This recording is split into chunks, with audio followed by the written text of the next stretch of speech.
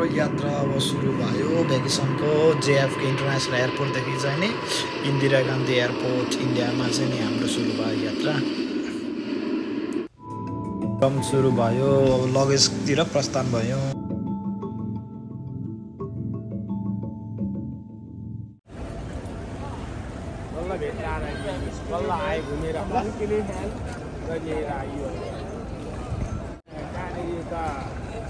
कुरा खोज्नु पऱ्यो नि ल त्यहाँ गएर बस्नु पऱ्यो त्यो लिएर जानु पऱ्यो ठेलेर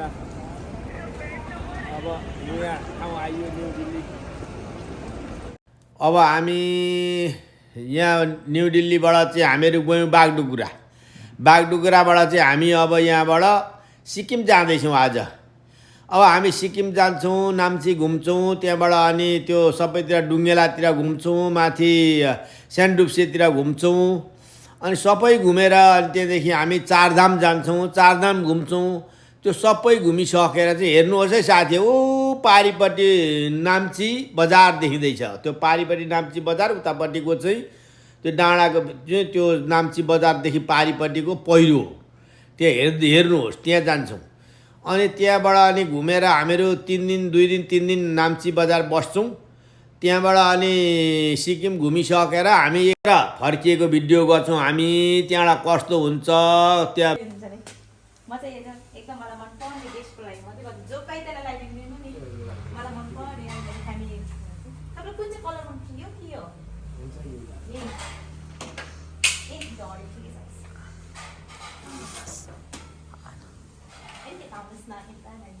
यो मेरी छोरी हो मेरो बाबा जस्तै हुन्छ तपाईको छोरी बिदा गर्नुभयो के तातो यो नाम्चीबाट बिदा भएर गयौँ यी बुनीले खाता साता ओढाइदिएर बिदा गर्नुभयो नराम्रो लाग्यो खाता ओढाएर बिदा गर्दा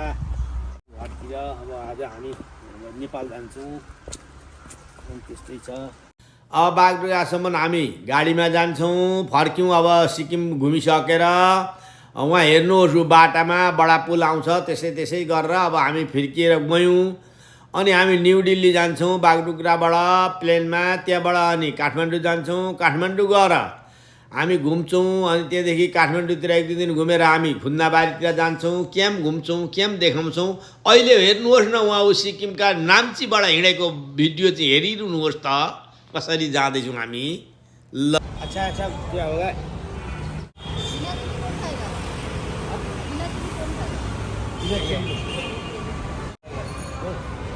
चिया खाना आँटेको खोइ अब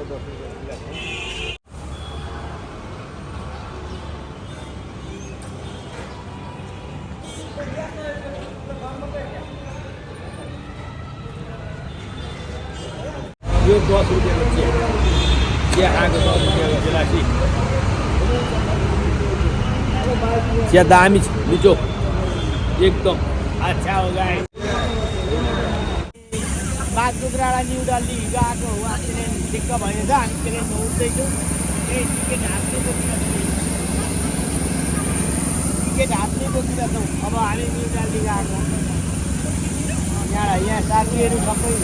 तयारी भएर बसेको लाइनमा बसिरहेको यो कामहरू यहाँसम्म त्यहाँ अब हामी न्यु दिल्ली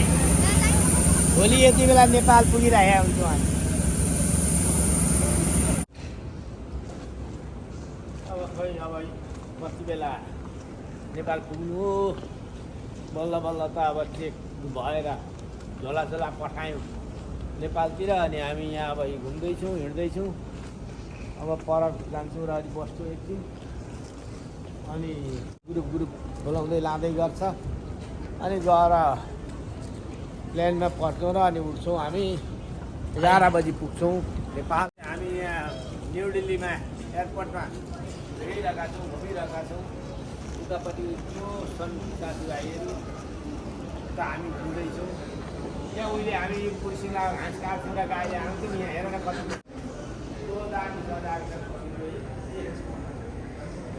राम्रो छ म चाहिँ हो भने यहाँ बस्नु भने गाईलाई घाँस काट्दै हाल्दै गर्थेँ लगेर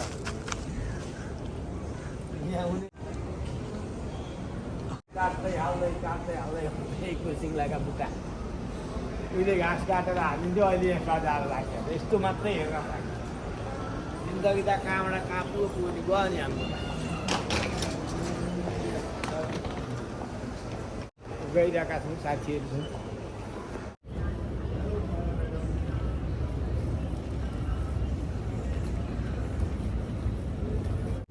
न्यू दिल्लीबाट काठमाडौँको एयरपोर्टमा हामीहरू झऱ्यौँ अब त्यहाँबाट काठमाडौँमा हामीहरू प्लेन भइसक्यो हेर्नुहोस् देख्नुभयो कि भएन छोटो छोटो गरेर दिन्छौँ किनभने मोबाइलले पनि साथ दिनुपर्छ नि ब्याट्रीले पनि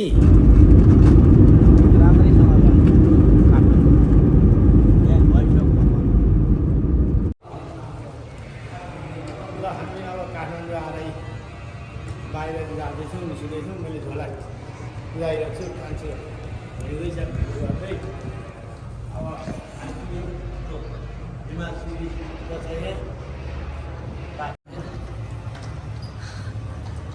यो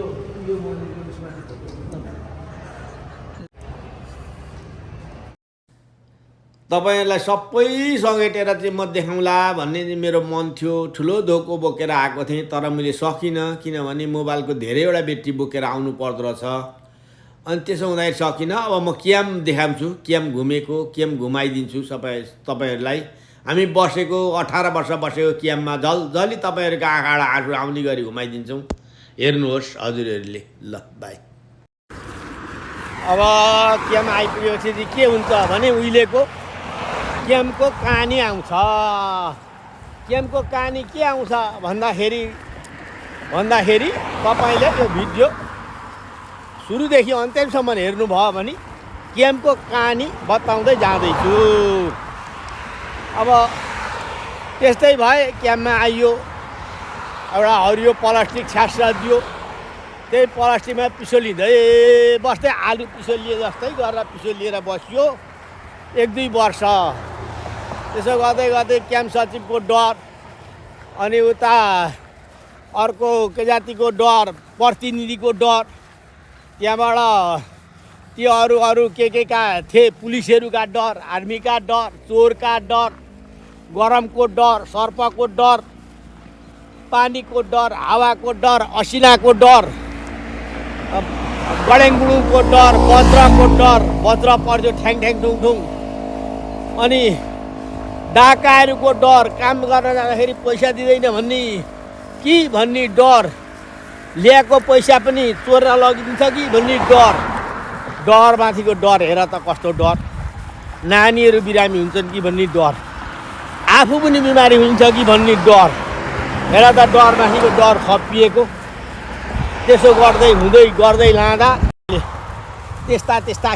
कहानी थिए हाम्रा उहिले क्याम्पमा बस्दा डर भन्ने त्यसरी हुन्थ्यो क्याम्प सचिवको डरै हुन्थ्यो तर मान्छेसँग डराउनु कानुनसँग डराउनु पर्ने अनि हो त्यस्तो थियो त्यसरी हामीहरू यहाँसम्म आइयो यहाँ आएपछि आनन्द भयो कसैको डर छैन भर छैन हिँडिरहेछ खाइरहेछ बसिरहेछ त्यस्तो थियो साथीभाइ हो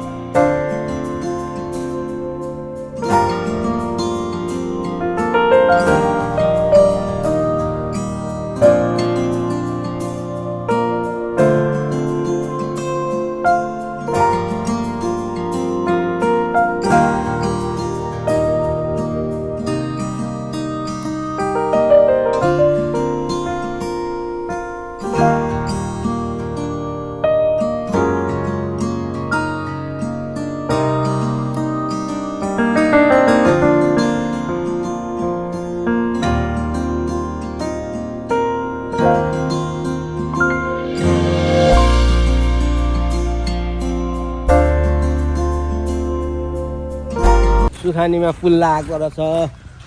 यहाँ पुलमा हेर्दैछु सुखानीमा अब यहाँ पुल रहेछ सुखानीमा पुल लगाएछन् यहाँ यस्तो पहिला कलपट लाएर तलैबाट पानीमा फिलिलिलिलिलिलिलि हुँदै जान्थ्यौँ अहिले लगाएछ नि यहाँ पुल यस्तो राम्रो दामी बनाएर पुल लगाएको रहेछ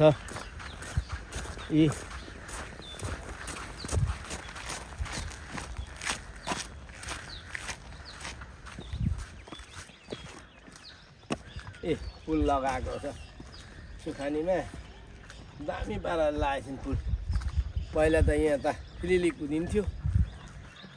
अहिले चाहिँ पुल लगाएर दामी बनाएछ त्यसलाई कति दामी पुल लगायो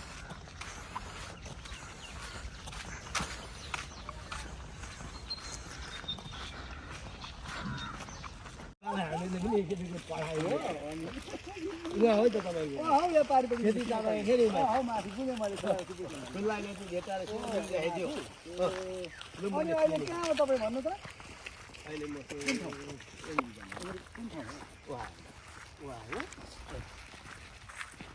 हाम्रो पनि उहाँ हो नि कता माइलो सुरु छैन त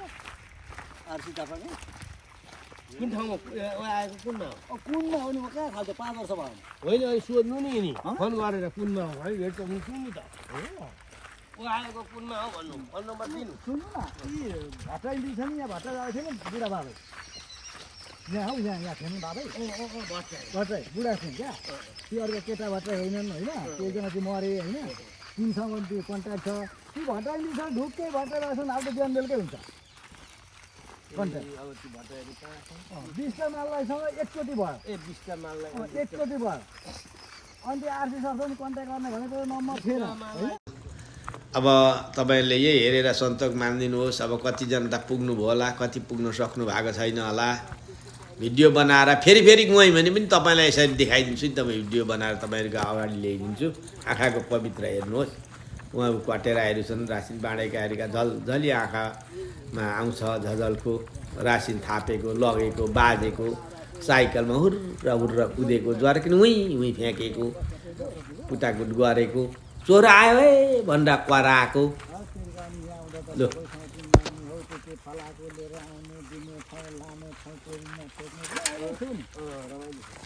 मान्छे झगडा गर्थे हामीसँग हामी खबरदारी गर्छौँ हरेक कुरा गर्छौँ त्यस्तो थियो नरेजीको साइड पुरा घुमेर आएको त्यो बमदाई क्या अब उसँग चाहिँ राम्रो पैसा माई जाँदैछौँ अब हामीले क्याम्प छोड्यौँ अब क्याम्प कति घुम्नु हो 18 वर्ष वाक्कै भएर बसेका डर त्यसो गर्दाखेरि क्याम्प छोड्यौँ अब हामीहरू चाहिँ माईतिर जाँदैछौँ अब माईमा गएर माईमा पूजासुजा गर्छौँ त्यो उहिलेको बुढाबुढीको परम्परा नि हौ माईमा पूजा गर्नुपर्छ के जातिमा गएर पूजा गर्नुपर्छ भन्थे हो त्यही यसो पूजा गर्ने अनि घरतिर फर्किने काठमाडौँतिर अनि काठमाडौँबाट त्यतै अनि प्लेन चढियो सुइँ अमेरिका ल भाइ